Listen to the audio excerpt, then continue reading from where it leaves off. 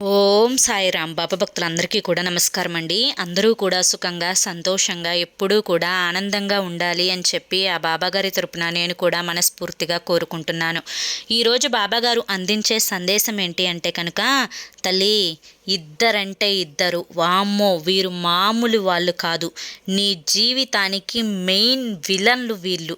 కుట్రలు జరుగుతూ ఉన్నాయి తల్లి, నీ వెనకమాల జాగ్రత్త. సగం మునిగావు ఇప్పటికే, పూర్తిగా మునగక ముందే ఇది తెలుసుకో, లేదంటే చాలా నష్టపోతావమ్మా అని చెప్పి ఏదో తెలియని సందేశంతో ఈరోజు బాబాగారు మన ముందుకు వచ్చారండి. మరి ఆ సందేశం వినే ముందు ఒక చిన్న రిక్వెస్ట్. చాలామంది కూడా చెప్పుకోలేనటువంటి సమస్యలతోటి సతమతం అయిపోతూ అవి ఎలా తీరాలో తెలియక ఇబ్బంది పడిపోతూ ఉంటారు. అటువంటి వారు ఒక్కసారి శ్రీ షిరిడి సాయిబాబా ఆశీస్సులతో జ్యోతిష్యం చెప్పబడనండి. గురూజీ శివరామరాజు గారు. Phone number 9959422552. మీరు ఇప్పటి వరకు ఎన్నో చోట్ల జ్యోతిష్యం చెప్పించుకొని మీరు ఆశించిన మార్పులు మీ జీవితాలలో జరగలేదని చెప్పి బాధపడి ఉంటారు. కానీ ఇక్కడ అస్సలు అలా జరగదండి. మీ సమస్యలు ఏవైతే ఉన్నాయో, ప్రేమ, పెళ్లి, ఉద్యోగం, రాజకీయం, సంతానం లేక ఇబ్బంది పడుతున్న, భార్యాభర్తల మధ్య గొడవలున్నా, అప్పుల సమస్యలున్నా, శత్రువుల సమస్యలున్నా, అవేంటో మీరు గురువుగారికి వివరించి చెప్పినట్లయితే వాటికి తగిన పూజలు చేసి గురువుగారు మీకు రోజులలోనే పరిష్కారాన్ని చూపిస్తారు. స్త్రీ మరియు పురుష వశీకరణ కూడా 100% చేస్తారు. భార్యాభర్తల మధ్య ఏదైనా సమస్యలతో విడిపోయినా కానీ వారు భార్యాభర్తలకి కూడా మధ్య వశీకరణ అయితే 100% చేయబడును. వెంటనే కాంటాక్ట్ అవ్వండి. మాకున్నటువంటి ఎన్నో రకాలైన సమస్యలు కూడా గురువుగారు చేసిన పూజల వల్ల ఆ సమస్యలన్నీ తీరిపోయి ఈ రోజున మేము ఆనందంగా ఉంటున్నాము. మీ జీవితాల్లో కూడా అలా జరగాలి అంటే వెంటనే కాంటాక్ట్ అవ్వండి.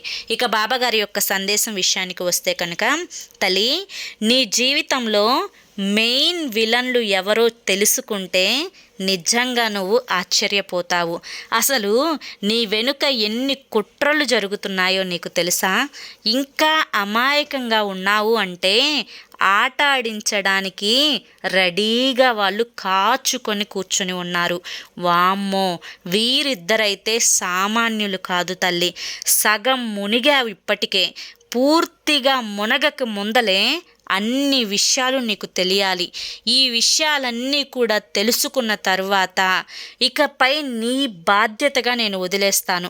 అది నీ తెలివితేటలకే వదిలేస్తాను. ఎందుకంటే వారి మాటలకి మోసపోయి పూర్తిగా మునుగుతావా, లేదా సగం మునిగిన నువ్వు తెలివితేటలతో బయటికి వస్తావా అనేది పూర్తిగా నీ యొక్క తెలివితేటల మీదనే ఆధారపడి ఉంటుంది. ఎందుకు ఇలా చెప్తున్నాను అంటే, నా బిడ్డ జీవితంలో ఎదగాలి, సంతోషంగా ఉండాలి, ఆనందంగా ఉండాలి, ఎవరి చేతిలో మోసపోకూడదు, ఎవరి మాయ మాటలకు పడిపోకూడదు, ముఖ్యంగా ఒకరి వలలో చిక్కకూడదు. ఎప్పుడూ కూడా అలర్ట్గా ఉండాలి, స్మార్ట్గా ఉండాలి, ఎప్పుడూ కూడా ఆనందంగా ఉండాలి. అంటే తను తన యొక్క సొంత తెలివితేటలను ఉపయోగించుకోవడం నేర్చుకోవాలి. కానీ నువ్వు చేస్తున్న తప్పేంటల్లా అంటే కనుక, తెలివితేటలన్నీ మనసులో ఉంచుకొని బయటకి మాత్రం అందరి ఎదురుగా నేను మంచి పేరు తెచ్చుకోవాలి, నేను మంచిగా ఉండాలి, ఎవరి పాపానికి వారు భగవంతుడు శిక్ష వేస్తాడు కదా, నేను మాత్రం నాకు కుట్ర చేసే వాళ్ళని కూడా, నాకు నష్టం చేసే వాళ్ళని కూడా, నన్ను 10 మంది ముందు అలుసు చేసే వాళ్ళకి కూడా సహాయం చేసుకుంటూ పోతాను, నన్ను ఆ భగవంతుడు ఖచ్చితంగా అనుగ్రహిస్తాడు అని చెప్పి అనుకుంటే, నిజంగా చెప్తున్నాను తల్లి, నీకంటే పిచ్చిది ఇంకొకరు ఉండరన్నమాట. ఎందుకు ఇలా చెప్తున్నాను అంటే కనుక, అసలు నీ జీవితం పూల పాన్పు కాదు. ఎన్నో కష్టాలతోటి, ఎన్నో బాధలతోటి, ఎన్నో సమస్యలతోటి అడుగడుగు కూడా ఎవరు ఏ అడుగు వేస్తే ఏమంటారో, ఏం చేస్తే ఏమనుకుంటారో, ఇలా నా యొక్క కోరికని చెప్తే అవతలి వారు నన్ను చులకనగా చూస్తారేమో, అలా అని చెప్పి జీవితంలో ఎన్నో కోల్పోయావు. అంతేకాకుండా కొన్ని ఇష్టాలని చంపుకున్నావు, కొంతమందిని ఇష్టపడ్డావు, ఆ ఇష్టాలని కూడా చంపుకొని పెద్దలు చేసిన సంబంధాన్ని చేసుకొని పెద్దలకి అనుగుణంగా వారి మాటలకి గౌరవాన్నిచ్చి వారి యొక్క అంటే అడుగు జాడలలో నడిచే ప్రయత్నాన్ని చేస్తూ ఉన్నావు. అయినప్పటికీ కూడాను నీ జీవితం అనేది ఇక్కడ కూడా పూలబాటగా లేదు. ఎందుకంటే నీలో ఉన్న తెలివితేటలు, నువ్వు ఎలాగైతే నీ జీవితాన్ని చక్కదిద్దుకోవడంలో నేర్పరివో, నీకంటే ఎక్కువగా నీ యొక్క మెయిన్ విలన్లు ఉన్నారు చూసావా, వాళ్ళే ఎక్కువగా ఆలోచిస్తున్నారు. వారికే నీ గురించి బాగా తెలుసు. నీ గురించి నీకు తక్కువగా తెలిసేమో కానీ అసలు నువ్వేంటి, నీ వాల్యూ ఏంటి, నీకు వచ్చిన నాలెడ్జ్ ఏంటి, నువ్వు ఎవరితో ఎలా మాట్లాడగలవు, నువ్వు ఎలా అయితే ఉండగలవు, ఇలా పూర్తి కెపాసిటీ మొత్తం కూడా నీ గురించి అవతలి వారికి తెలుసు. నీ దురదృష్టం అనుకోవాలో, నీ యొక్క అదృష్టం అనుకోవాలో, నీలో ఉండే ఆ యొక్క ప్రత్యేకం అనేది నీకే తెలియట్లేదు ఇంకా. ఎందుకంటే తెలిస్తే ఒకరి కింద లొంగవు కదా. ఒకరు నీకు అన్యాయం చేస్తున్నారు అని తెలిసి కూడా వారితో మంచిగా ఉండడం అనేది మంచితనమే, కాదు అనటం లేదు. కానీ ఒకసారి మంచితనం, రెండుసార్లు మంచితనం, పదే పదే ఉంటే పిచ్చితనం అవుతుంది కదా. అలాగే నిన్ను కూడా అవతలి వారి ముందు ఎప్పుడు కూడా ఏ కాడికి కూడా వారు నిన్ను తప్పు తప్పు తప్పు తప్పు అని చెప్పి ముద్రలు వేసుకుంటూ పోతే, నీ గురించి చెడుగా చెప్పుకుంటూ పోతే, నీకంటూ ఉన్న విలువలు అనేవి చచ్చిపోతూ వాటిని వారు చంపేస్తూ ఉంటే, వారికి నువ్వు మంచి చేయాలి అనుకోవడం, వారితో నువ్వు మంచిగా ఉండాలి అనుకోవడం ఎంతవరకు సరైనది? ఒక్కసారి ఆలోచించు తల్లి. అసలు ఏం చెప్తున్నారు బాబా? అంతా కూడా నాకు గందరగోళంగా ఉంది, అయోమయంగా ఉంది, నాకు ఏమీ అర్థం కావడం లేదు, అర్థమయ్యేటట్లుగా చెప్పండి బాబా అని చెప్పి అడుగుతున్నావా? అయితే జాగ్రత్తగా విని, ఇప్పటి నుంచి ప్రతీది కూడా ఇది కేవలం నీ కోసమే, నీ జీవితంలో జరిగేదే, నీకు నష్టాలు కుట్రలు జరగబోతున్నాయి. తల్లి, నువ్వు ఒకరి ఇంటికి వెళ్ళావు. అయితే ఆ ఇంటికి వెళ్ళినప్పుడు నిన్ను వారింటి కోడలిగా ఎంతవరకు నీకు విలువిస్తున్నారు, ఆ ఇంటి కోడలిగా నిన్ను ఎంత జాగ్రత్తగా చూసుకోవాలి, ఆ ఇంటి కోడలిగా నీకంటూ కొంత ప్రేమను చూపించాలి కదా. కానీ అక్కడ అలా జరగడం లేదు. ఎందుకంటే ఆ ఇంటి కోడలిగా మరొకరు ఉన్నారు కాబట్టి వారినే ప్రత్యేకించి శ్రద్ధగా చూడడం, వారికే ప్రత్యేకించి విలువనివ్వడం, నిన్ను వారి కింద తొక్కేసేయడం, వారినే ఎక్కడికి వెళ్తున్నా కానీ ఏం చేస్తున్నా కానీ వారి పేరుని హైలైట్ చేయడం, వారి యొక్క ఎదుగుదలని వారు సంతోషంగా చూడడం. ఒకవేళ నీకు ఎవరి సపోర్టు లేకపోయినప్పటికీ కూడాను మీ కుటుంబం ఎన్నో కష్టాలు పడి, ఎన్నో బాధ్యతలు బరువును నెత్తిన వేసుకొని ఒక్కొక్క అడుగు నెమ్మదిగా వేస్తూ ఒక్కొక్క జీవితంలో ఒక్కొక్కటి సంపాదించుకుంటూ వెళ్తుంటే అది కూడా చూడలేక నీ అత్తింటి వైపు వారే నిన్ను తొక్కేయాలి అని చెప్పి చూడడం, నువ్వు చేస్తున్న పనులకు అడ్డు తొలగడం, నువ్వు ఆ పనులు చేయకూడదు అని చెప్పి నిరాకరించడం, అంతేకాకుండా నీ మీద ఉన్న మాటలు లేని మాటలు అన్నింటినీ కూడా కల్పించి ఇరుగు పొరుగు వారికి, చుట్టుపక్కల వారికి, వారి యొక్క బంధువులకి అందరికీ కూడా నిన్ను ఒక తప్పుడు దానిలాగా సృష్టించి, అంటే మంచిది కాదు, గయ్యాలిది, ఇంట్లో భర్తని టార్చర్ చేస్తుంది, పిల్లలకి ఏది చేసి పెట్టదు, మేము ఇంటికి వెళ్తే మమ్మల్ని సరిగ్గా పలకరించదు, మాకు ఏది కూడా పెట్టదు, మాకు విలువివ్వదు, మాకు గౌరవాన్ని ఇవ్వదు, మాకు ఏదన్నా అవసరమైతే లేదు అని చెప్పి మొహానే చెప్పేస్తారు, మా మొహాల మీదే తలుపులేస్తారు. ఇలా ఒకటి కాదు, రెండు కాదు, అసలు నీవు వారికి ఎంత గౌరవాన్ని ఇస్తావో, ఎంత విలువనిస్తావో అది నీకు తెలుసు, నీ కుటుంబానికి తెలుసు, నాకు తెలుసు. కానీ వారు మాత్రం ఈ విధంగా నిన్ను తప్పుడుగా ప్రచారం చేస్తూ ఉన్నారు. దానివల్ల ఆ వ్యక్తులు ఎవరికైతే చెప్తున్నారో వారికి నువ్వెళ్ళి చెప్పలేని పరిస్థితి నీది. కానీ అవతలి వారు వారే కావడం వల్ల వారి మాటలు నమ్మి నువ్వు ఏదైనా కానీ ఎప్పుడైనా కానీ ఏదన్నా పెళ్ళికో పేరెంటానికో వెళ్ళినప్పుడు నిన్ను అవతలి వారు అదే దృష్టితో చూస్తూ ఉండడం, నీ మీద ఇంకాస్త తప్పుగా చెప్పుకోవడం, నీతో సరిగ్గా మాట్లాడకపోవడం, నిన్ను సరిగ్గా పలకరించకపోవడం, ఈ విధంగా నీకు కొన్ని అవమానాలు అనేవి జరుగుతూ ఉన్నాయన్నమాట. అవి అన్నీ కూడా ఎందుకు జరుగుతున్నాయి, ఎవరి వల్ల జరుగుతున్నాయి, అసలు దీనంతటికీ కూడా కారణం ఏంటి అని చెప్పి కొందరి వ్యక్తుల ద్వారా నీకు తెలుస్తూనే ఉంది.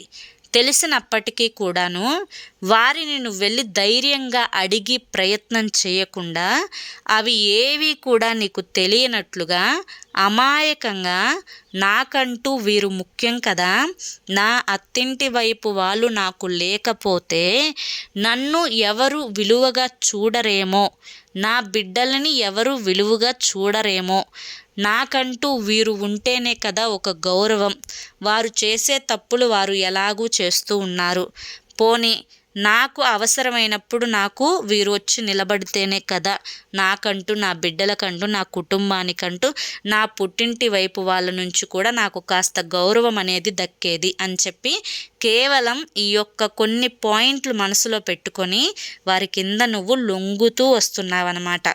నువ్వు లొంగటాన్ని గతంలో వారు గమనించలేదు, కానీ ఇప్పుడు ప్రస్తుతం వారు నీ లొంగటాన్ని గమనించి ఇదే అదునుగా, ఇదే అలుసుగా తీసుకొని నీ మీద కొన్ని కుట్రలు అనేవి జరుపుతూ ఉన్నారన్నమాట.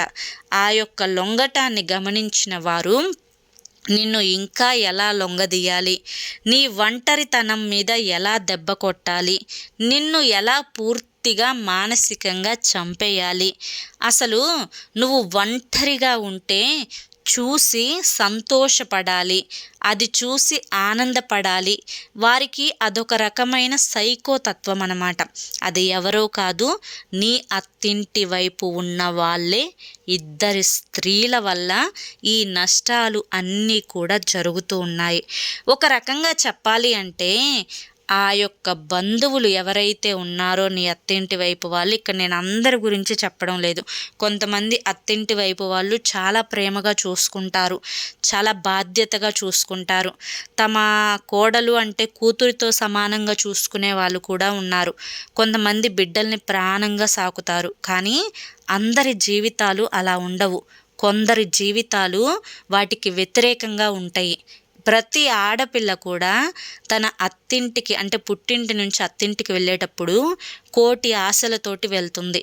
కానీ అక్కడికి వెళ్ళిన తర్వాత అత్తింటి వైపు వాళ్ళు ఇలా తేడాగా చూడడం, అంతేకాకుండా భర్త కూడా అత్తింటి వైపు వాళ్ళని అంటే వాళ్ళ అమ్మ వాళ్ళనే సపోర్ట్ చేయడం, అక్కడ ఈ అమ్మాయి ఇంకా ఎవరికి చెప్పుకోవాలో అర్థం కాక ఏం చేయాలో తెలియక మానసికంగా శారీరకంగా కృంగిపోతూ ఒంటరిగా నాలుగు గోడల మధ్య నలిగిపోతూ కన్నీటిని కార్చుకుంటూ తను మానసికమైన వ్యాధులతోటి అంటే సరిగ్గా నిద్ర పట్టకపోవడం, యాంగ్జైటీ వచ్చేసేయడం, దానివల్ల కొన్ని రకాలైన ఆరోగ్య సమస్యలు రావడం, ఇటువంటివన్నీ కూడా ఆ అమ్మాయి పడుతూ ఉంది.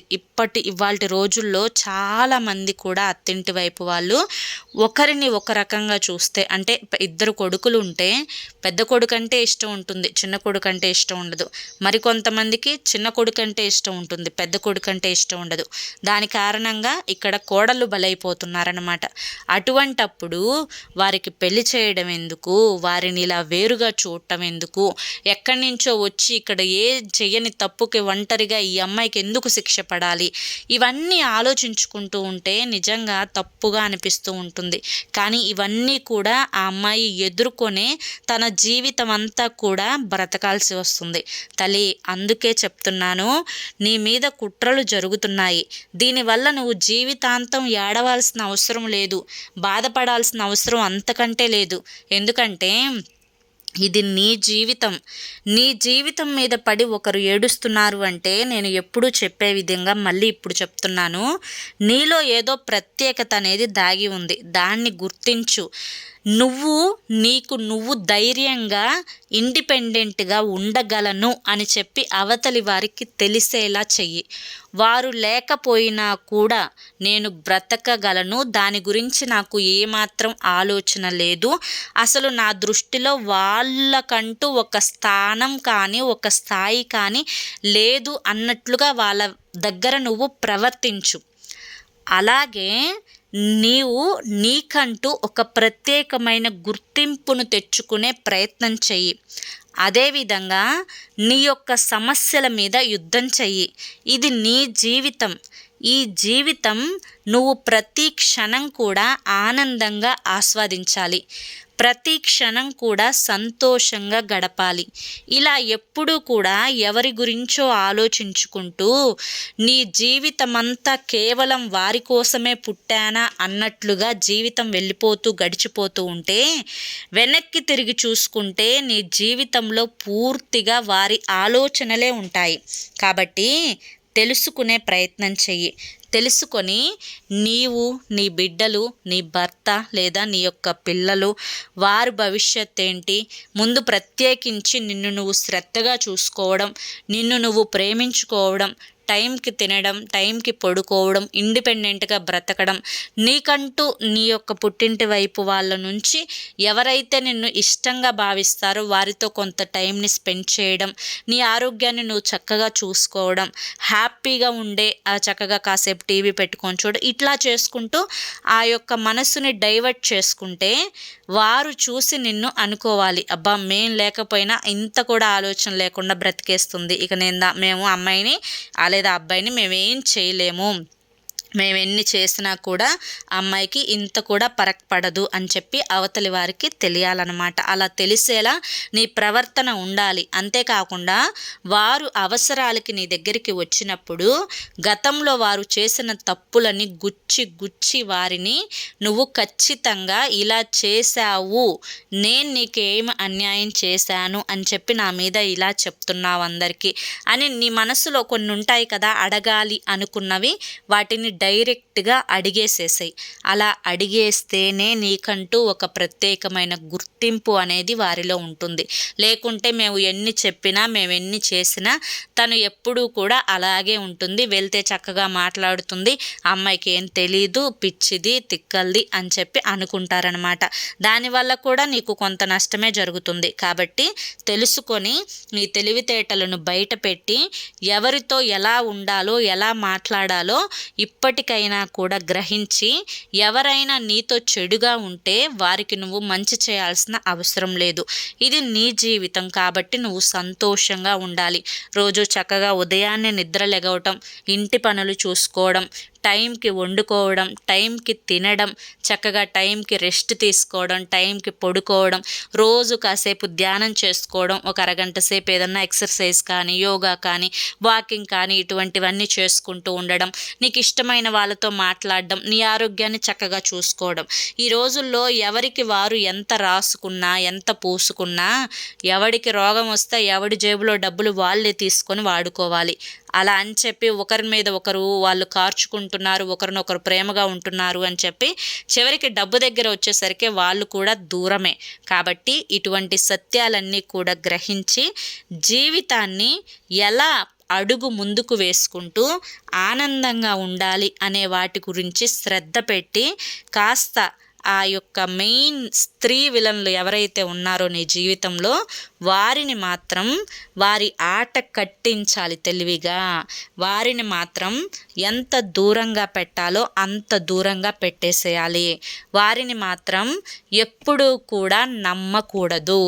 వారితో నీ సంతోషాలు పంచుకోకూడదు, నీ రహస్యాలు చెప్పకూడదు, నీ ఎదుగుదల చెప్పకూడదు, నీ కదలికలు చెప్పకూడదు, నీ కుటుంబం గురించి వివరించకూడదు, నీ బిడ్డల గురించి వివరించకూడదు. వారు నీ పక్కన ఉంటే నీ కుటుంబంలో నుంచి చిన్న చిన్న గొడవలైనా ఎప్పుడు వస్తాయా అని 1000 కళ్ళతో ఎదురు చూసే వాళ్ళకి నీ యొక్క కుటుంబంలో గొడవలు ఏవీ రాకుండా సైలెంట్గా ప్రశాంతంగా జీవితాన్ని అలా ఆనందంగా గడిపే ప్రయత్నం చెయ్యి. తిరిగి వారి చెంప మీద కొట్టేటట్లుగా బ్రతికి చూపించు. అర్థమైంది కదా? మరి ఈరోజు బాబాగారు చెప్పాలి అనుకున్న సందేశంలో ఉండే ఆంతర్యం, నీ జీవితానికి విలన్లు ఎవరో, కుట్రలు ఎలా జరుగుతున్నాయో, ఎంతవరకు మునిగావో, ఎలా తేలాలో, ఇవన్నీ కూడా తెలుసుకున్నావు కదా. మరి ఈరోజు బాబాగారి యొక్క సందేశం మీ అందరికీ కూడా నచ్చింది అనుకుంటున్నానండి. నచ్చింది అనిపిస్తే, మీ జీవితానికి ఇది దగ్గరగా అనిపిస్తే కింద కామెంట్ సెక్షన్లో తప్పకుండా మీకు బాబాగారి మీద ఏమాత్రం నమ్మకం ఉన్నా ఓం సాయిరామ్ అని చెప్పి టైప్ చేయండి. మొదటిసారి మన ఛానల్లోకి వస్తే మన వీడియోకి ఒక లైక్ ఇవ్వండి. లైక్ ఇచ్చిన వెంటనే కింద హైప్ అని వస్తుంది. ఇప్పుడు కొత్తగా అది యూట్యూబ్ వాళ్ళు పెట్టారనమాట. హైప్ ఇచ్చి కింద పాయింట్స్ మీద క్లిక్ చేస్తే మన వీడియోకి కొన్ని పాయింట్స్ యాడ్ అవుతాయి. దాని ద్వారా మరి కొంతమంది బాబా భక్తులకు వీడియో అనేది రీచ్ అవుతుందన్నమాట. మొదటిసారి మన ఛానల్లోకి వచ్చినట్లయితే మన ఛానల్ని సబ్స్క్రైబ్ చేసుకొని సపోర్ట్ చేయండి. రేపు మరొక మంచి వీడియోతోటి మళ్ళీ కలుసుకుందాం. అంతవరకు కూడా బాబాగారి యొక్క ఆశీస్సులు మీ మీద, మీ కుటుంబ సభ్యుల మీద ఎల్లకాలం ఉండాలి అని చెప్పి మనస్ఫూర్తిగా కోరుకుంటూ సర్వే జన సుఖినో భవంతు. ఓం సాయిరామ్.